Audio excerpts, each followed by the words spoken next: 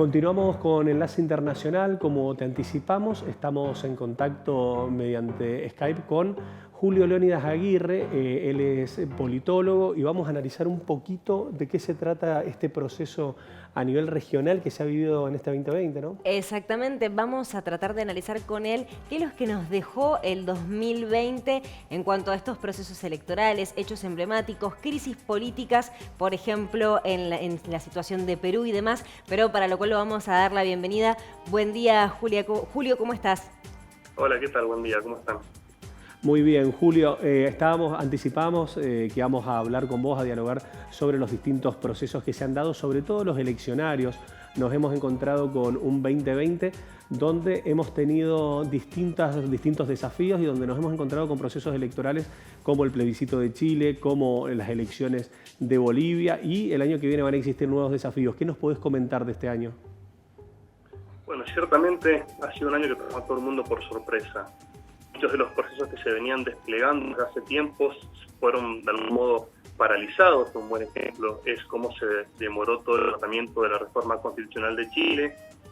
Ciertamente la pandemia generó una condición absolutamente inesperada que obligó a todos los gobiernos a adaptarse de múltiples maneras, generando una serie de situaciones novedosas y nuevas tensiones que complejizaron muchísimo el panorama, pero que sin lugar a dudas los procesos que se venían desplegando previamente siguen estando allí y en alguna medida podemos esperar que se empiecen a resolver, independientemente de lo que ocurra con la pandemia, en lo que podemos esperar para el año que viene.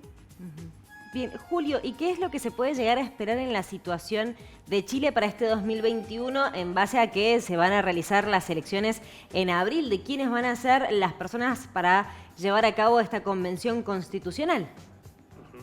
Bueno, el caso de Chile es muy interesante porque a diferencia de lo que pasa en otros países, como podría ser la Argentina o Estados Unidos, o como un caso más extremo Venezuela, donde la polarización política y la enorme diferenciación que existe entre los partidos es uno de los grandes problemas políticos, el antecedente del problema político chileno es más bien el contrario. Es poca diferenciación que frente a buena parte de la ciudadanía presentaban las distintas opciones partidarias. Ese consenso político a la salida de la transición hacia la democracia, que tuvo algunos muy buenos resultados en Chile en materia de crecimiento económico, etcétera, no obstante, empezó a agotarse rápidamente y buena parte de los grandes representantes y los referentes políticos chilenos de algún modo no podían canalizar, no han podido, no han sabido canalizar el descontento ciudadano frente a la persistente desigualdad, entre otros elementos más, ¿no?, de la herencia de la Constitución pinochetista. Entonces, en ese sentido, como precisamente una de las grandes críticas tiene que ver con la desafección política de la ciudadanía chilena, que progresivamente se fue retirando de las elecciones, pero que de repente, con un ímpetu de participación democrática gigantesco, salió a las calles a exigir una reforma institucional integral por fuera de los canales de representación de las organizaciones partidarias, es difícil prever entonces qué puede surgir de un proceso como ese. Podrá surgir algún liderazgo carismático, típico latinoamericano, ¿no?, que normalmente se asocian con el populismo, que canalice ese descontento. ¿Podrán los partidos políticos, sobre todo imagino yo los de izquierda, reconfigurarse internamente para canalizar esas energías? Bueno, eso es todo lo que tendremos que ir viendo, pero ciertamente los resultados del plebiscito fueron imposibles de confundir. La ciudadanía ha votado a favor de un cambio profundo en la estructura institucional del país y ha votado también porque ese cambio sea llevado adelante por una asamblea constituyente con una fuerte participación ciudadana y con mecanismos que incluso garanticen la participación de grupos sociales como indígenas y como las mujeres, históricamente excluidos de los procesos de toma de decisiones. ¿Van a estar los partidos a la altura de las circunstancias? Es algo que resta ver y tendremos que mirar con mucha atención. Julio, por otro lado, está el caso de Bolivia, donde se desarrollaron elecciones, donde ha vuelto el país hermano boliviano a las sendas democráticas, con una elección con un triunfo muy rotundo del movimiento al socialismo. ¿Qué representa esto para Bolivia, pero para la región también? Bueno, primero que nada es una fuerte consolidación de la democracia, en un doble sentido. Primero que nada porque se retorna a cierta normalidad institucional en el régimen político boliviano, luego de lo que pareció básicamente un golpe de Estado para muchos de nosotros, ¿no?, sobre todo por este extraño rol que jugaron algunos sectores de la oposición y el ejército en la salida de Evo Morales, pero a su vez también porque representa un éxito democrático desde el punto de vista de la participación ciudadana.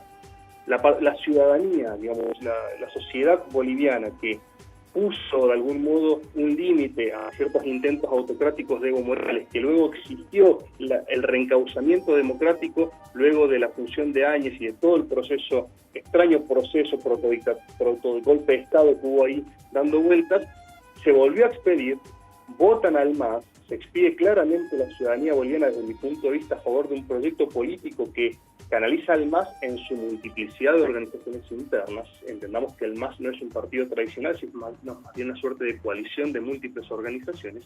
No obstante, marcando una vez más esos límites a los intentos autocráticos de Evo Morales. En este sentido, creo que el claro triunfo de Arce es, por un lado, una apuesta a la continuidad de un modelo económico y social, pero por otro lado también una exigencia de alternancia política y de mayor democracia interna de la fuerza política que hoy gobierna Bolivia.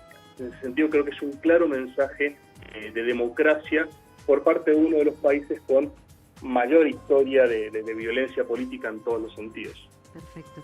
Julio, te consulto, siguiendo en el tema Bolivia, algo que se especulaba en su momento en las elecciones era el rol que iba a tener Evo Morales en estas elecciones, si bien, bueno, proscripto para ser ni siquiera senador, pero se hablaba de que Luis Arce era el delfín y que iba a estar bajo la sombra de Evo Morales, y en cierta forma se ha demostrado que esto no es así. ¿Cuál es tu interpretación de estos hechos?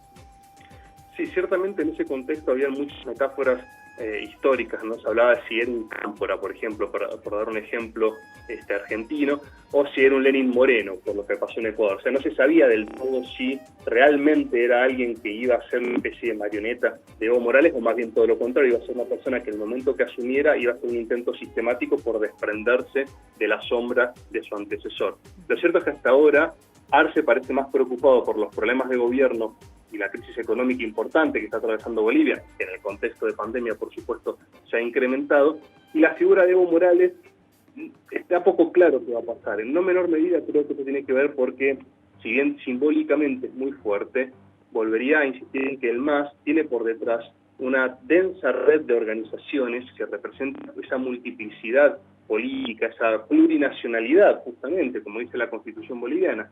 Y esa plurinacionalidad que fue conducida, fue encauzada por el liderazgo de Evo Morales, hoy quizás está en condiciones de, quizás la palabra no es la más adecuada, pero de institucionalizarse y de aceptar la posibilidad de alternancias de liderazgo en la medida en la que los mecanismos de participación de estas organizaciones se mantengan relativamente estables y se busquen mecanismos de negociación. Creo que Arce está posiblemente más preocupado entonces por gobernar la crisis económica y pandémica de Bolivia y de mantener de algún modo articulada esa pluralidad organizacional que es el MAS, y su relación con Evo Morales en ese sentido me parece, visto desde lejos, que no es tan prioritaria y que por ahora es simplemente un referente simbólico muy fuerte y seguramente un hombre de consulta, pero no me termina de quedar claro cuál puede ser el rol de Evo Morales cuando volvamos a cierta normalidad en el manejo político fuera del mundo sin pandemia, ¿no?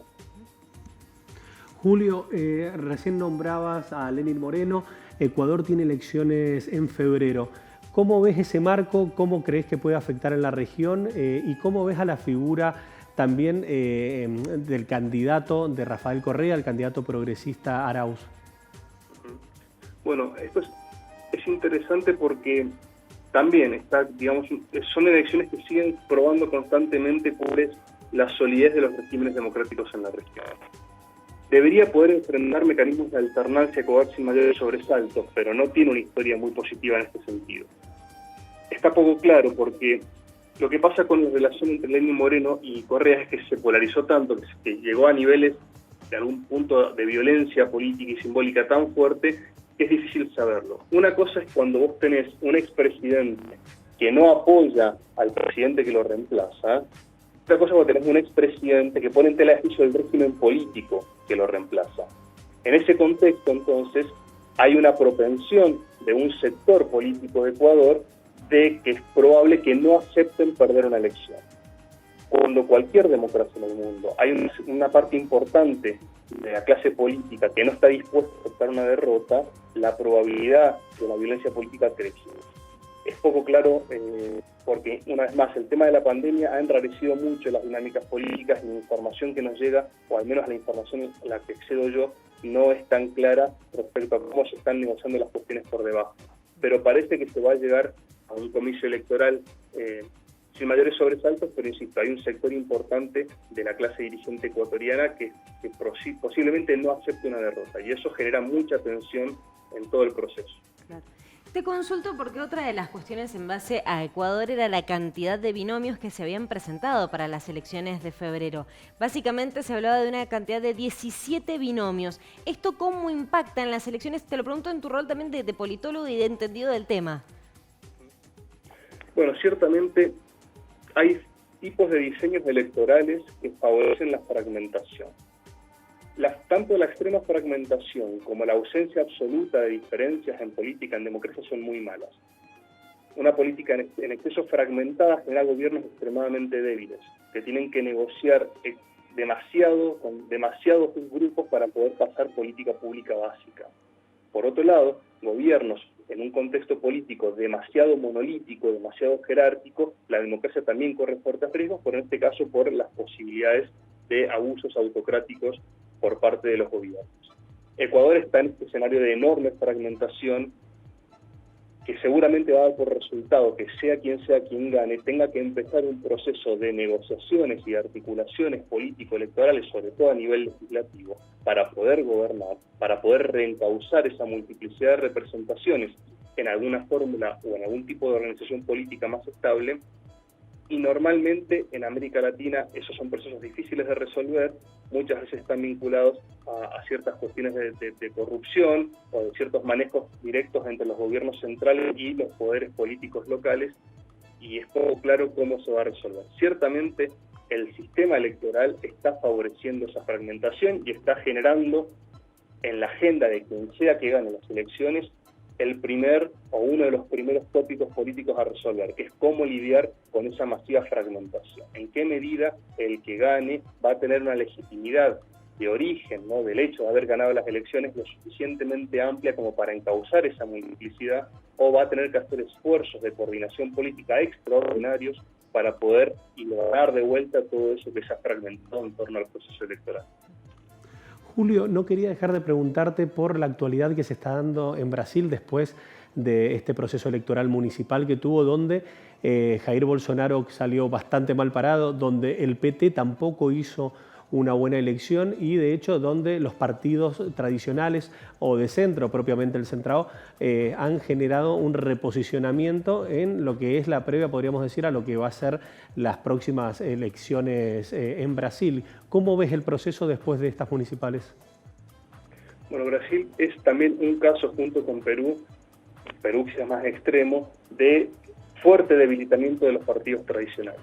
Es realmente...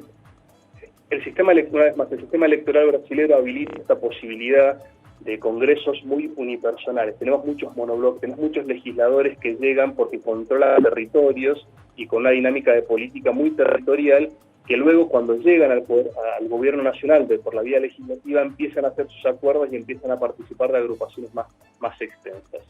Lo que evidentemente ha fracasado Bolsonaro en hacer es en sostener estas coaliciones políticas más extensas que todos los presidentes brasileños tienen que mantener, que si no las mantienen, los primeros indicios de la pérdida de esa capacidad de coordinación, de esa multiplicidad de territorios, son las elecciones municipales y luego las elecciones legislativas de medio término. Le pasó a Dilma Rousseff, en el momento que perdió la capacidad de mantener mayoría en el Congreso, aumentó la posibilidad de su destitución y terminó eventualmente con su destitución, y en la historia brasileña está lleno de ejemplos de estas características.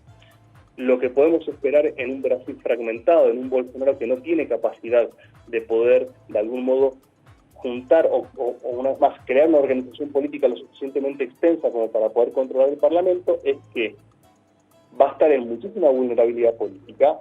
Es posible que empiece, frente a esa vulnerabilidad política, a aparecer una vez más el fantasma de formas de destitución institucional, como juicios políticos, impeachment de todo tipo, y siendo Bolsonaro el tipo de liderazgo que tiene, ¿no? Este tipo de liderazgo tan confrontativo, tan extremista, con estas alocuciones tan fáciles de advertir, digamos, como antidemocráticas en su espíritu, no me extrañaría que uno de los temas que se esté conversando el año que viene es si existe la posibilidad de un juicio político a Bolsonaro, y que ese sea en buena medida el motor de la dinámica política brasileña del año entrante. Julio, te consulto, ya que mencionaste Perú, tenemos que hablar de la situación que se vivió en este país frente a esta crisis política, la destitución de Vizcarra por parte del Congreso. ¿Cuál es tu interpretación de los hechos? Bueno, este tema, Perú es un país, es una democracia de partidos sin partidos. Perú está gobernado por un conjunto de familias pudientes con larga trayectoria política, pero que no logran coordinar estructuras partidarias estables. En esos procesos, entonces, la ausencia de esas organizaciones, y si bien los partidos políticos, por muy buenos motivos, son dentro de nuestras sociedades las organizaciones más o peor valoradas por la ciudadanía, son fundamentales para el mantenimiento de las democracias y para cierta organización política. La ausencia absoluta de mecanismos partidarios para la coordinación política en Perú lleva a que los presidentes tengan una relación demasiado directa de negociaciones constantes con estas familias, con estos grupos de poder diversos, esparcidos por todo el Perú, que hace muy difícil la coordinación política. Cuando los presidentes son débiles, son de algún modo víctimas o potenciales víctimas de procesos constituyentes de todo tipo, más legales o menos legales. El mecanismo de coordinación de esa disidencia política, esa pluralidad y esa falta de mecanismos partidarios ha sido históricamente la corrupción. O sea, básicamente, para poder mantener los consensos políticos que les permiten mantener el gobierno, hay una serie de pagos laterales, de pagos por izquierda, digamos, que son los que les permiten mantenerse en el poder y que son luego los que generan las cartas de posibilidad para destituciones de todo tipo. Esto lo venimos viendo hace muchísimo tiempo. Y hoy la tensión política está precisamente allí, en un actual presidente que es de transición, que su principal eje está en tratar de dar cierta estabilidad económica y presentarse a las elecciones lo antes posible y poder encauzar el proceso electoral lo antes posible, y a su vez esto, digamos, a nivel de las cúpulas políticas de la clase dirigencial. A nivel de la ciudadanía y de las organizaciones de base están incrementándose mucho las peticiones por una reforma constitucional. Posiblemente influenciados por lo que ha pasado en Chile, sobre todo en los sectores de izquierda, hay mucha presión por hacer una reforma constitucional importante, que creo que el presidente no está en condiciones de encarar. Pero hay mucha presión para que se llame a una constituyente. Acá las aguas están divididas. Los sectores más progresistas, más de izquierda, que quieren llamar a una constituyente y efectivamente cambiar la constitución heredada de Fujimori, y los sectores más conservadores que lo que quieren en realidad es bajar la constitución vigente, volver a la constitución de la década del 70, no recuerdo bien el año, creo que es del 73 o del 74, y de ese modo, digamos, bajar las presiones por reforma constitucional. Son dos proyectos absolutamente antagónicos. Uno busca la participación ciudadana de abajo, masiva, parecida al proceso chileno, y otro lo que está tratando es eludir absolutamente ese proceso de participativo y volver a una constitución anterior, como pasó en muchísimas oportunidades en la historia constitucional latinoamericana, cuando una constitución que era muy rechazada era simplemente dada de baja y se volvía al orden constitucional previo.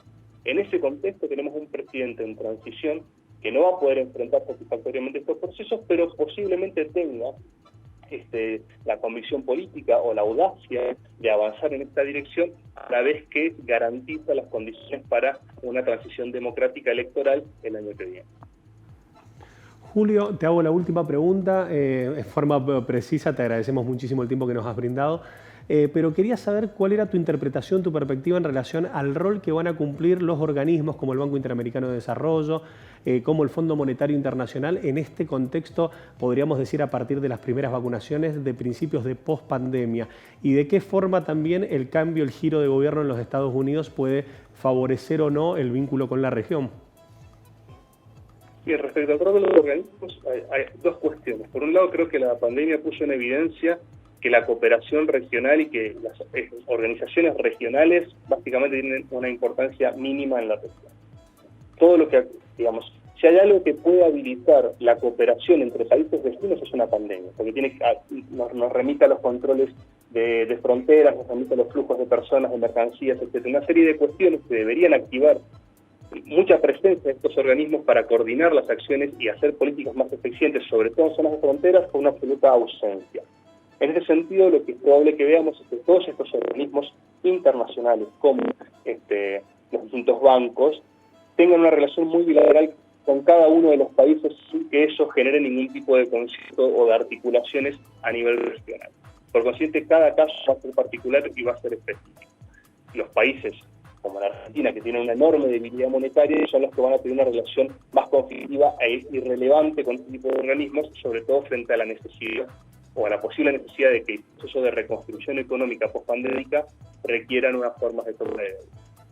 Desde el punto de vista del cambio en los Estados Unidos, creo que también va a ser muy bilateral. Yo creo que como no hay realmente una coordinación regional desde el punto de vista desde la cual el concierto de los países sudamericanos pueda sentarse a negociar o a entablar cualquier tipo de relación con los Estados Unidos, el Departamento de Estado lo hará con cada uno de los países por separado. Y en ese sentido, las relaciones pueden ser muy variables y el cambio de gobierno, en realidad lo único que va a hacer es posiblemente para algunos gobiernos habilitar la posibilidad de mejores relaciones diplomáticas.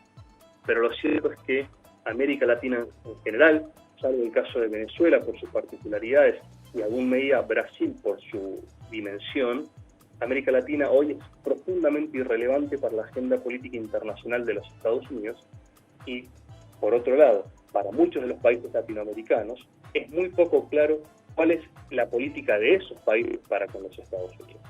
Creo que hay un encerramiento que la pandemia ha, fortalecido un encerramiento en sí mismo de todos los países del mundo, ¿no? Y vamos a cerrar fronteras adentro a resolver nuestros propios conflictos, y eso ha dejado muy relegada la agenda internacional en múltiples aspectos. Por consiguiente, es poco claro qué puede llegar a pasar con los actuales gobiernos o con los gobiernos que empiezan a renovarse en los próximos meses o el año entrante en América Latina con su relación con Estados Unidos. Bien, Julio, te agradecemos muchísimo por este contacto. No, gracias a ustedes por la invitación.